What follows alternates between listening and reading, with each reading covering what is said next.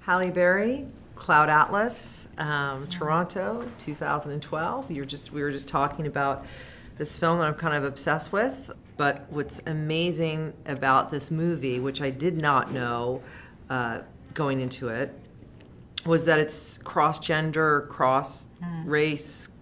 You play a multitude of characters. You lose the actor in the character, for sure. And that was the fun of it, even for all of us. As artists, of course, I think that's what drew everybody. We've all talked about it now today, so I know that's true for everybody. But it was also fun to, I remember one day I was sitting in the makeup trailer and I was having a conversation with a woman. And then about 2 minutes in, I realized it was Ben Whishaw playing Hugh Grant's wife. And I had no idea. And for you, there's 3 directors on this. Lana and Larry, it is, right? Yeah, did I get that? Or Lana no? and Andy. Andy, right.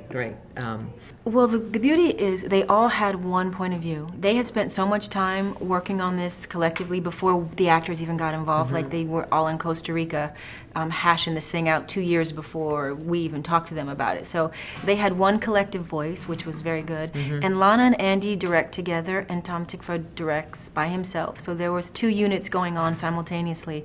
And as actors, we would pop in between the different units. But because they were so collectively on the same page, and where we were not clear about what was happening at any moment, they were so clear that, and they had the same clarity of voice, that it made it easier for us to sort of stay connected as we popped around from different time period, and then from director to director and set to set and character to character.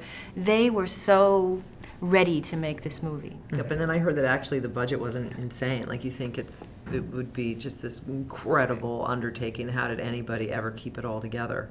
It was insane, and all of it is on the screen. I mean, everybody agreed, like, this isn't a movie where we just got, like, paid. We got a salary, but it wasn't that kind of movie. Everybody was there because they loved it. They loved the idea of being a part of something that was groundbreaking, that had something very significant and poignant to say, that to work with Lana and Andy and Tom and be a part of something that we just kind of felt like this is going to be cinema, but it's, you know, it has a potential to be more than that, and movies aren't always more than that. Sometimes they're just good entertainment, but we knew that this was, at least there was an opportunity that this might be a movie that would be thought-provoking and would make people really question, you know, the world in which we live in and their place in it, and make them think about some of these lofty thoughts that we all think about, but we don't often talk about it. Now we have a reason to talk about it. If you go see this movie, you can, you know, converse with everybody else and have a reason. Just such a dynamic adventure of a film, and I got to say, I was